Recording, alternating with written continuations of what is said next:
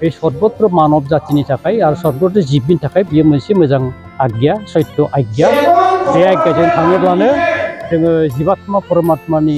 इसोरनि सोमोन्दै जों मिथिनो मोनगोन आरो बिनि आज्ञाखौ पालन खालामनानै जोङो सुख आरो शान्ति जेखौ जों लुबैदोंमोन बेखौ जोङो मोननो थांगोन आरो बे अग्निहोत्र यज्ञआ नों आं खालामनाय नङा परमहंस सिद्धारम्बो खालामनाय नङा गुरुदेबबो खालामनाय नङा बेखौ माने इसोरानो माने मनुष्यनि थाखाय बे अग्निहोत्र यज्ञखौ प्रबर्तन खालामलांदों बेनो थियारि खालामलांदों आरोखि बेनि हिसाबानो जानो हाब्लासो बेनाव सुख आरो शान्तिया फैगोन होननानै परमहंस बाबाया रोखा रोखा लिरलांदों आरोखि बेखौ खिथालांदों आरो जोङो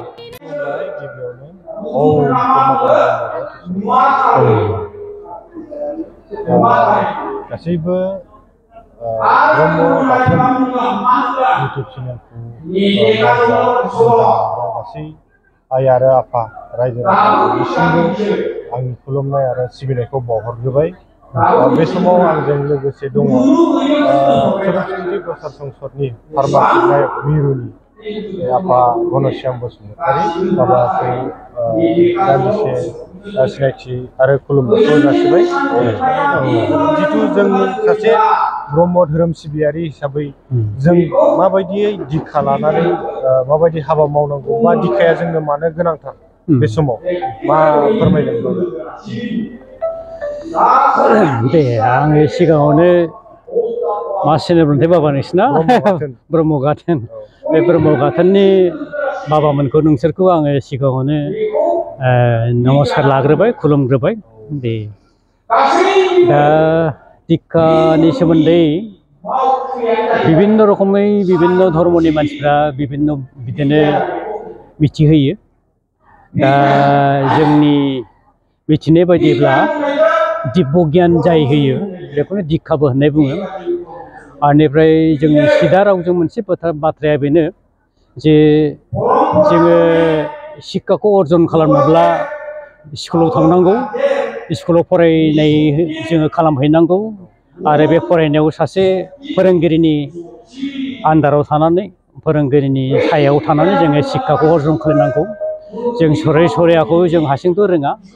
बेखौ सरे सरेया होसोदेरगे बेखौ सोलोंनो थाखाय जोङो सासे मास्टारनि आन्दाराव सासे फोरोंगिरिनि आन्दाराव जोङो थानांगौ जायो आरो बिनि आन्दाराव थानानै जोङो बे शिक्षाखौ ग्रहण खालामनाय जायो थिग बेबायदिनो जों जेरैहाय फोरोंगिरिनि आन्दाराव थानानै शिक्षाखौ ग्रहण खालामो थिग बेबायदिनो धर्मखौ जोङो सोलोंनो थाखाय मिथिनो थाखाय सासे सद्गुरुनि खाथियाव थांनानै जोङो बे धर्मनि सोमोन्दै मिथिनो लुबैनाया जोंनाव फैनांगौ आग्रह जानांगौ दा बेबायदिनो धर्मखौ सोलोंनो थाखाय दिक्षानिबो प्रयजन जाना फैयो दिक्षा लायाबा धर्म सोलोंनाया बा धर्म गियान अध्ययन खालामनाय जोंहा पुर्ण जाया अपुर्ण जाना थायो गाव हारसिङै ओरैनो सोलोंनाया बाहाय मोजांबो माबाखौ दिक्षा माबाफोरखौ मोना जाना गियानफोरखौ मोनाबो जानो हागौ ओंखायनो सासे सद्गुरुनि खाथियाव थांनानै माबोरैहाय जोङो दिव्य गियानखौ लाभ खालामनो हागोन बोरैबा इसोर परब्रह्मनि गियानखौ जोङो लाभ खालामनो हागोन बेखौ सोलोंनो थाखाय माखासे आज्ञा थायो माखासे लाइन थायो बे लाइनखौ जाय होगोन बा जाय लागोन बे लाग्रा होग्रानि गेजेरावनो जि कर्म जागोन बेखौनो दिक्षाबो होननानै जोंनि परमहंस बाबाया बुंलांदों आरो बेखिनिया दिक्षानि प्रयजना जों दिक्षाखौ मानो लानांगौ लानायनि गेजेरजों मा मोनसे आग्रह जाखाङोबा लानायनि गेजेरजों मा गियान जाखांगोन नामा निश्चय जाखारो जे दिक्षा लायोब्ला बे धर्मआव मा मा आज्ञा दं बे आज्ञाखौ पालन खालामब्लानो जोङो मोनसे गियानखौ जों मोननो हागोन जुदि बे आज्ञाफ्रा सतब्ला सत भाबै जों सत गियानखौ मोननो हागोन खिन्थु आज्ञाफ्रा जुदि थिग नङाब्ला असतब्ला मोजां खामानि मोजां नङाब्ला जों बे आज्ञा पालन खालामनायनि गेजेरजोंबो जोङो मोजां गियानखौ लाभ खालामनो हाया आरो दा जोंनि परमहंस शिव स्वामी बाबाया जे आज्ञाखौ होलांदों बे सर्वत्र मानव जातिनि थाखाय आरो सर्वत्र जिबनि थाखाय बियो मोनसे मोजां आज्ञा सत्य आज्ञा बे आज्ञाजों थाङोब्लानो जोङो जीवात्मा परमात्मानि इसोरनि सोमोन्दै जों मिथिनो मोनगोन आरो बिनि आज्ञाखौ पालन खालामनानै जोङो सुख आरो शान्ति जेखौ जों लुबैदोंमोन बेखौ जोङो मोननो थांगोन आरो बे आज्ञाखौ पालन खालामब्लानो बिनि थिननाय बोसोनखौ खालामब्लानो दिक्षा लाब्लानो जोंनि संसाराव जेनोखि दुखु खस्थ' बिगिनिफोर जायो बे बिगिनिफोरा जोबस्रांगोन ओमफ्राय जोबस्रांनानै जोङो सुख आरो प्राप्तिखौ मोननो हागोन आरो बेखिनि जिहेतु ब्रह्म धोरोमाव मोनसे दिक्षाया मोनसे कम्पालसरि बायदि बा लाथारनांगौ बायदियै जा हिसाबै दङ दा बेयाव जोङो दिक्षा लानानै माबायदि पालन खालामनांगौ दा ब्रह्म धर्मखौनो होनबाय आङो जोंनि जेनाखि आदिगुरु शिबनारायण परमहंस स्वामी बे परमहंस स्वामीया आगोलाव ब्रह्म धर्म माबा प्रसार खालामाखै बिनि प्रसार खालामनाया सत्य धर्मसोमोन आरोखि ओमफ्राय सत्य धर्मखौसो बियो प्रसार खालामदोंमोन बेखौनो गुरुदेब कालिचरना बे परमहंस शिबनारायण स्वामीनिफ्राय बे सत्य धर्मखौ लाबोनानै बाहाय जोंनि गेजेराव ब्रह्म धर्म नामकरण खालामनाय ब्रह्म धर्म लादों आरोखि प्रसार खालामदों आरोखि दा बे शिबनारायण परमहंस जेनाखि प्रसार खालामनाय बे प्रसार खालामनायाव जोंहा दिक्षानि अंगआ मोनब्रै दङ होनना बुंदों बे मोनब्रै अंगखौ जों पालन खालामलांबानो दिक्षा लानाय जायो आरो जेब्लानाखि दिक्षा लागोन बे मोनब्रै अंगखौ जोङो बिसोरनो फोरोंनाय जायो आरो बेखिनि जितु दिक्षा लाखांनायनि उनाव जों माबायदि खामानि मावनांगौ दिक्षा लाखांनायनि उनाव बे जाय दिक्षा होग्रा सद्गुरु बेनो माखासे खामानिखौ फोरोङो एक नम्बरावनो